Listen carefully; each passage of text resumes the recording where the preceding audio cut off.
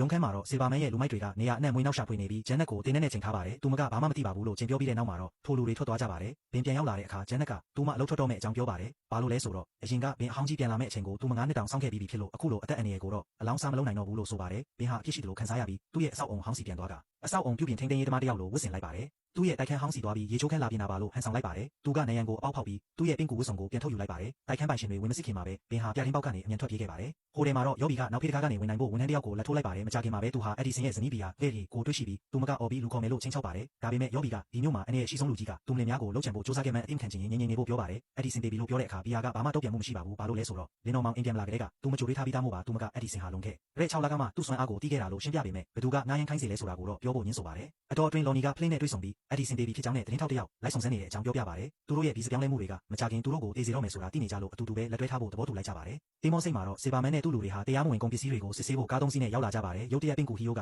သူတို့အပေါ်ကနေပင်ကူမြင်နဲ့လွဲပြီးကားတစ်စီးပေါ်ဆင်းသက်လာကလူမိုက်တွေကိုအမြန်ဆွဲထုတ်ပြီးအလဲတိတ်လိုက်ပါတယ်အခြားကားတွေကကားတိုင်ပါနဲ့လူမိုက်တယောက်ကတင်းနဲ့လမ်းပစ်တာကြောင့်ပင်ကူဟီယိုကပင်ကူမြင်ကိုအားပြုပြီးကြီးစံတွေကိုရှောင်လိုက်ပါတယ်ထို့နောက်ကားမိုးကတင်းနဲ့မှန်ထားတဲ့အပေါက်ထဲကနေပင်ကူမြင်ပစ်ထည့်ပြီးစတီယာရင်ကိုပိတ်မိအောင်လုပ်လိုက်ပြီးနောက်လွဲထွက်သွားပါတယ်ကားလဲထိမရတော့ပဲတိုင်းမိသွားပါတော့တယ်ဒုတိယကားတွေကလူမိုက်တွေထွက်လာတဲ့အခါပင်ကူဟီယိုကသူတို့လက်နက်တွေကိုပင်ကူမြင်နဲ့ဆွဲပြီးအချင်းချင်းပြန်ပြစ်မိအောင်လုပ်လိုက်ပါတယ်တင်းနဲ့တန်ကနေကာကွယ်ဖို့လူမိုက်တယောက်ရဲ့ခန္ဓာကိုယ်ကိုဒိုင်းဖြစ်သုံးပြီးကားတစ်စီးနောက်မှာတွားပုံးလိုက်ပါတယ်နောက်ဆုံးမှာတော့ရေဒီယိုတစ်ခုကိုပင်ကူမြင်နဲ့လမ်းဆွဲပြီးကျန်တဲ့လူမိုက်ကိုပြပောက်ကတတိလစ်သွားအောင်လုပ်လိုက်ပါတယ်တတိယကားတွေကလူမိုက်2ယောက်ထွက်လာတဲ့အခါမှာလဲပင်ကူဟီယိုကသူတို့မျက်နှာတွေကိုပင်ကူမြင်နဲ့ပစ်ပြီးခေါင်းချင်းဆောင်ကအလဲတိတ်လိုက်ပါတယ်အဲဒီနောက်ပင်ကူဟီယိုကကားထဲဝင်ပြီးစေပါမန်းကိုဘင်းနဲ့သူ့လူတွေကိုလာမရှုပ်ဖို့တတိပေးပါတယ်တကယ်လို့မနာခံရင်နောက်တစ်ခါပြန်လာပြီးတပ်ပစ်မယ်လို့ချင်းချောက်လိုက်ပါတယ်